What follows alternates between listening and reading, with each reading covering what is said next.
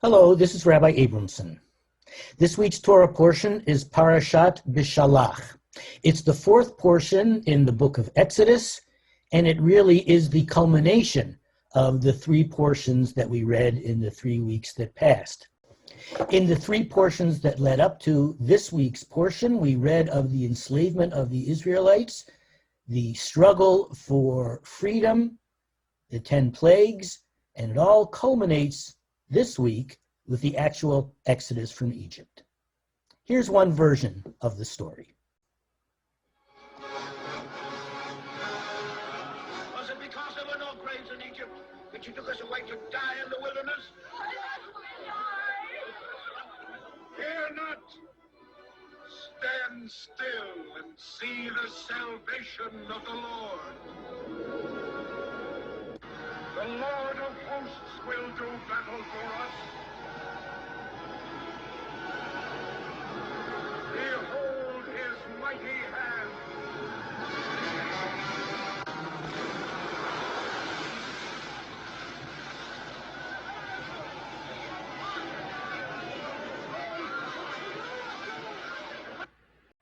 Well, as the subtitle said, it's a miracle.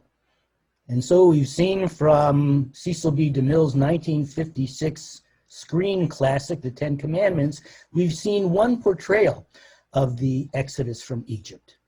But let's take a look at Exodus chapter 14 itself. Vayirdefu Mitzrayim achareihem, the Egyptians gave chase to them, to the fleeing Israelites. Vayasigu otam chonim al hayam kol sus rechev paro ufarashav v'chelo. And all the chariot horses of Pharaoh, his horsemen and his warriors overtook them and camped by the sea.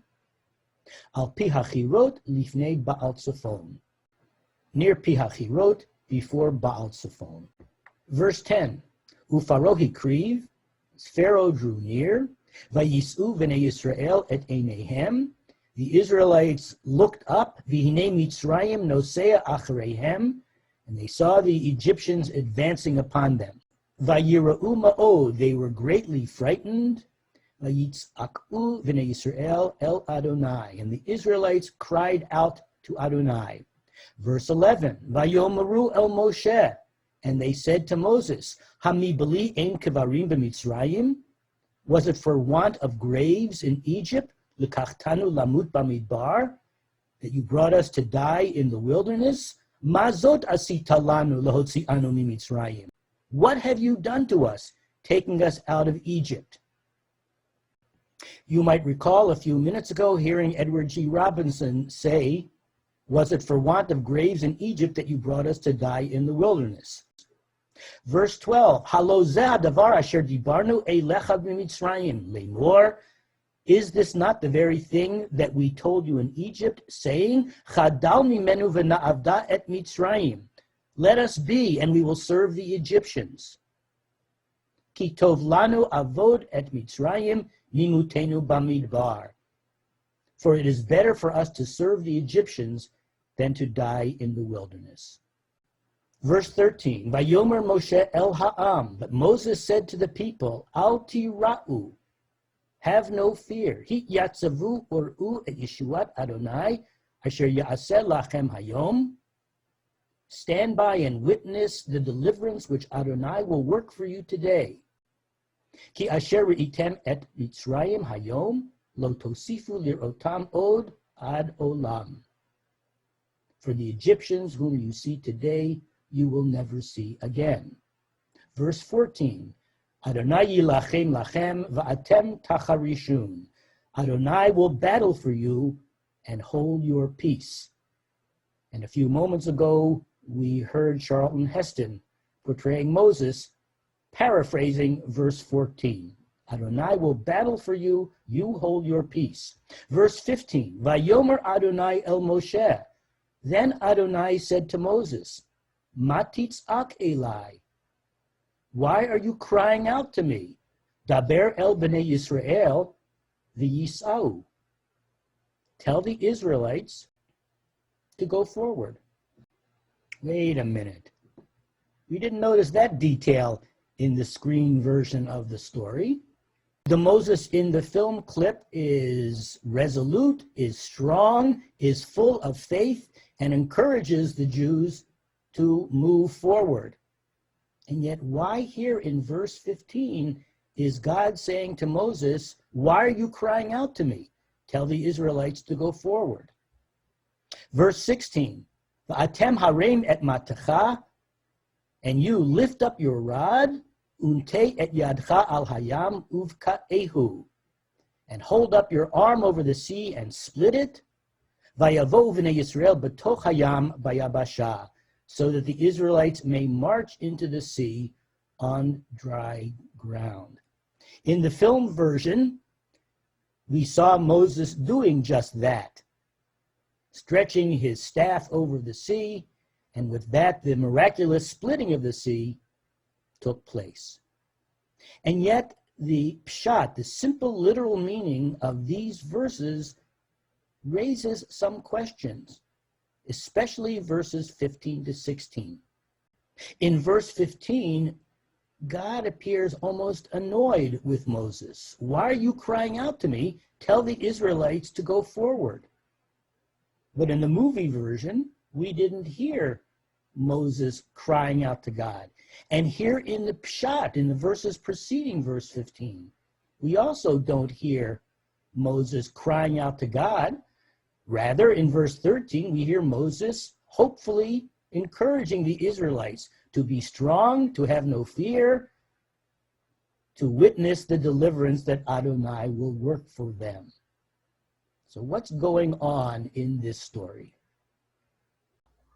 What I'd like to do with you now, I've done once or twice before with you as well, and that is to explore this story through the lens of midrash, of rabbinic legends that, as I have pointed out before, add different levels of meaning, different details, different interpretations to our biblical narratives.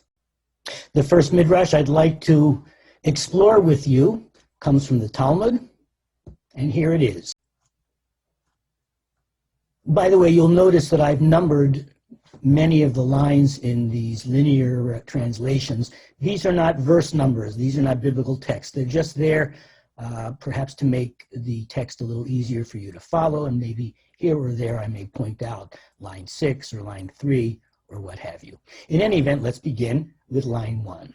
Haya Rabbi Meir Omer. Rabbi Meir said, Kisha'amdu Yisrael al Hayam, when the Israelites stood by the sea, Hayu Shivatim Minatzechin Ze im Ze. The tribes fought with one another. Ze Omer Ani Yorei Techila Layam. This one saying, I want to go into the water first.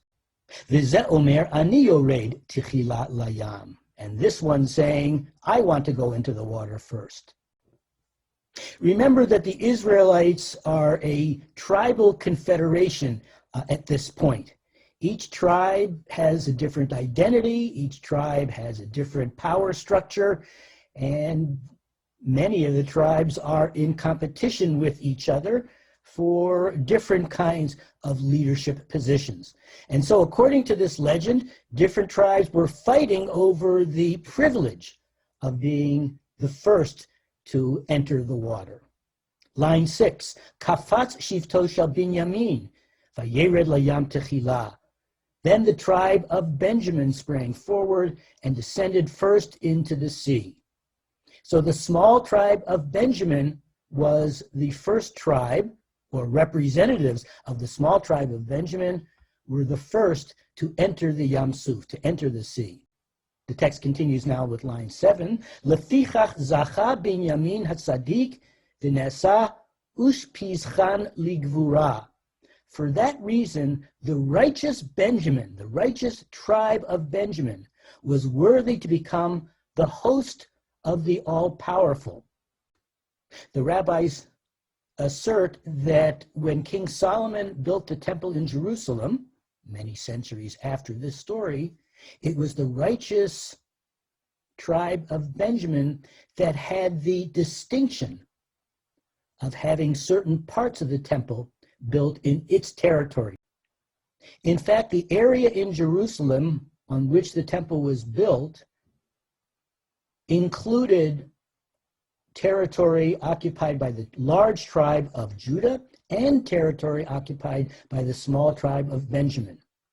But some of the most important parts of the temple, including the Kodesh HaKodashim, the Holy of Holies, those parts of the temple were in the territory occupied by the tribe of Benjamin. And so the rabbis tell us that because of the courage, of the assertiveness of the tribe of Benjamin, here at the time of the Exodus, the tribe of Benjamin earned the distinction of being the host of the particularly sanctified parts of the Holy Temple in Jerusalem. And so it appears that the point of this midrash is simple competition. This tribe wanted to be the first in the sea. That tribe wanted to be the first in the sea. The tribe of Benjamin ended up winning that competition. And as a result of that, the rabbis tell us, the tribe of Benjamin occupied the territory in which certain parts, certain particularly sanctified parts of the temple were built. Simple competition. The tribe of Benjamin won that competition. The second midrash, taken from a midrashic collection called Midrash Rabbah, is similar to the first one that we learned. You'll see that there are some significant differences, however. Kisha'amadu Yisrael al hayam hayu hashvatim medayanim ela im ela. When Israel stood by the Sea of Reeds, the tribes fought with each other. This is sounding like the previous midrash. Ze omer ani yorei techila, v'ze omer ani yorei techila. This one saying, I will go in first, and the other saying, I will go in first. Line 3. Kafatz Nachshon letoch galei hayam v'yarad. And suddenly Nachshon jumped into the waves of the sea and started sinking.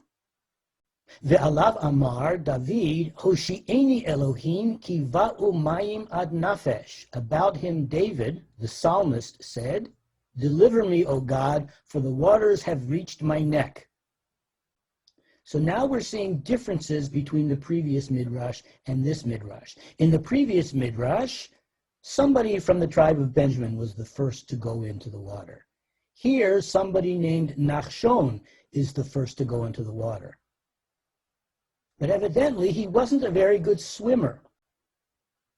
But line 4 tells us that Psalm 69 is referring to Nachshon when it says, deliver me, O God, for the waters have reached my neck. And what is Moses doing at this point? Well, apparently, Moses is praying that Nachshon will not drown. Because line 5 tells us, Amar HaKadosh Baruch Hu LaMoshe, Yedidi Shokea Bayam, V'ata Mitpalel. Then the Kadosh Baruch Hu, God said to Moses, my beloved is drowning in the sea, and you're praying. Line 6, and so God continued, Daber el b'nei Yisrael, v'yisa'u, tell the Israelites to go forward. So just to review the sequence of events in this midrash, Nachshon jumps into the water. Nachshon evidently is close to drowning. Moses is praying to God to save Nachshon, and God says, don't just stand there praying. My beloved is drowning. Do something. And what should you do? Tell the Israelites to go forward. So this midrash tells us why it is that God appeared to be rather impatient with Moses when he said to Moses, why are you standing there screaming? Tell the Israelites to go forward.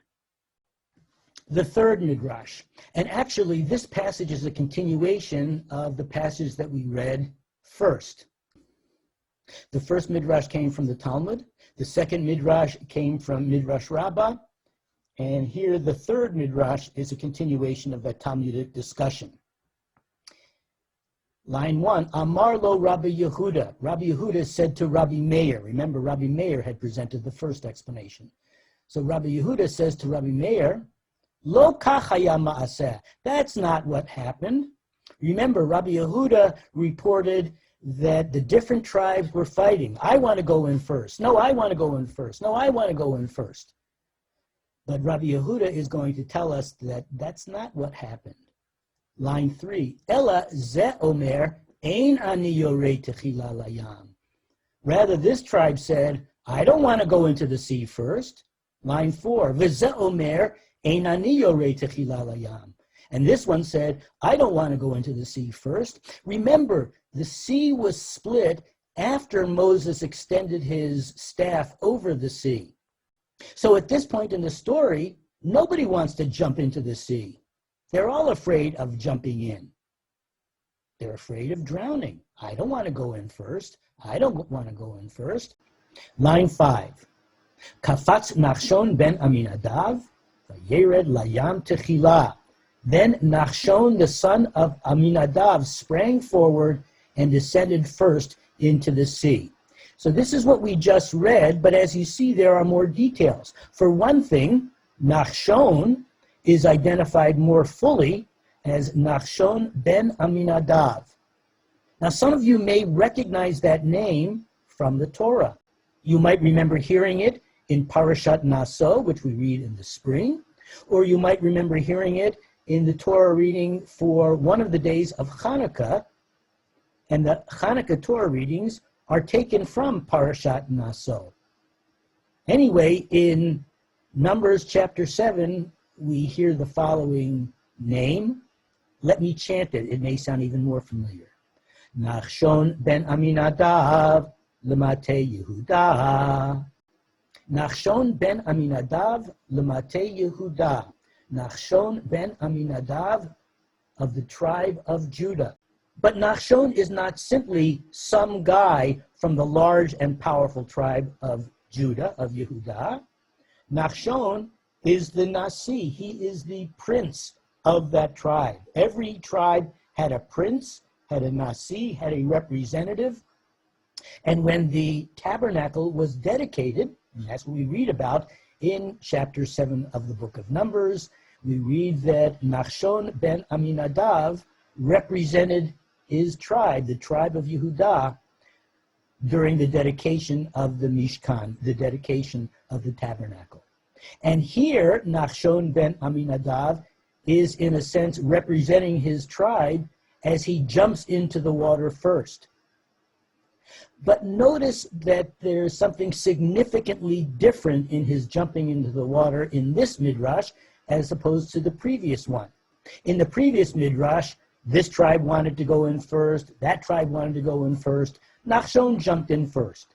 Competition between this tribe and that tribe and that tribe, and Nachshon won the competition by jumping in first.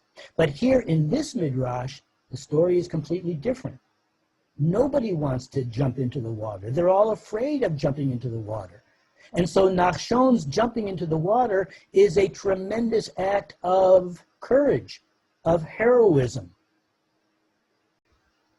Except for the fact that Nachshon is not a good swimmer. Line 6, Ve'alav meforash b'Kabbalah, concerning him it is stated in Scripture. And line 7 is that piece of Psalm 69 that we saw quoted above. Hoshi'eni Elohim ki va'u mayim ad nafesh, deliver me, O God, for the waters have reached my neck. But this version of the Midrash gives us more scriptural material, a little bit more from Psalm 69. Line 8, Tavati bivein metzula ve'ein mo'omad v'gomer. I am sinking into the slimy deep and find no foothold, etc. And line 9, El tishtefeni shibolet mayim ve'al tivla'eni metzula v'gomer. Let the floodwaters not sweep me away, let the deep not swallow me. More and more parts of Psalm 69 are quoted here, I think, to magnify the tension. Nachshon ben Aminadav is drowning, and there are numerous passages from Psalm 69 that give voice to his frightened pleas for help. Line 10, what is Moses doing at this point in the story? Ba'ota sha'a haya Moshe ma'arich bitfilah. At that time, Moses was prolonging his prayer. Line 11, Amar lo HaKadosh Baruch Hu. So the Kadosh Baruch Hu, God said to him, Yedidai tove'im bayam va'ata ma'arich bitfilah lefanai. My beloved ones are drowning in the sea, and you are prolonging prayer before me? Line 13. Amar lefanav ribono shel olam uma biadi la'asot. So Moses said to God, Master of the universe, what is there in my power to do? And in response to that, God says in line 14, Amar lo. God said to him, Daber el bnei Yisrael v'yisa'u. God said to him, tell the Israelites to go forward. Ve'ata harem et matacha untei et yadcha v'gomer. And you lift up your rod and hold up your arm, etc. This version of the Midrash is richer than the previous, more details, more drama, more intensity. Nachshon ben Aminadav is the hero of this Midrash. No one wants to go into the water, or to put it another way, no one has the courage to go into the water, assuming that the miracle will come. But Nachshon has faith that that miracle will come. And so his act of heroism is to jump into the water. But then the miracle doesn't come, at least not at that second. And things are looking more and more scary for him. Things are looking more and more dire for him. His drowning is a definite possibility. And at that point, Moses is praying to God, at which point God says to Moses, why are you praying to me? You do something. Moses says, what do you want me to do? And that's when God says to Moses, speak to the people of Israel and tell them to go forward. Could God have made the miracle without Nachshon jumping into the water? Of course. Could God have made the miracle without instructing Moses to extend his staff over the water? Of course. The issue, though, is not whether or not God is able to make the miracle. The real question is, why is the story unfolding in this way? What lesson is this Midrash trying to teach us? In the context of this Midrash, God wanted Moses to play a role in the miracle that was about to come. Not because God needed Moses to help God. God was certainly capable of making the miracle come. But God nevertheless wanted Moses to take ownership of this situation, to play his role, to become a partner with God. Not because God needed it, but because Moses and the rest of the Israelites needed it. Because as this Midrash unfolds, of course God is the hero of the story. It's God who splits the sea. It's God who liberated the Israelites from 4.5 centuries of oppression. And yet God wanted human beings to play a role in their own destiny. Nachshon rose to the occasion, pun intended. Moses also met God's expectations and played his role in the miracle that God was about to bring. And so this Midrash has numerous lessons to teach us. One of them is related to a piece of advice in the Talmud, Ein somchin al hanes. Don't rely on miracles. We have many miracle stories in biblical literature and many miracle stories in rabbinic literature. But Jewish tradition warns us not to be too dependent on miracles. We still have to do our share.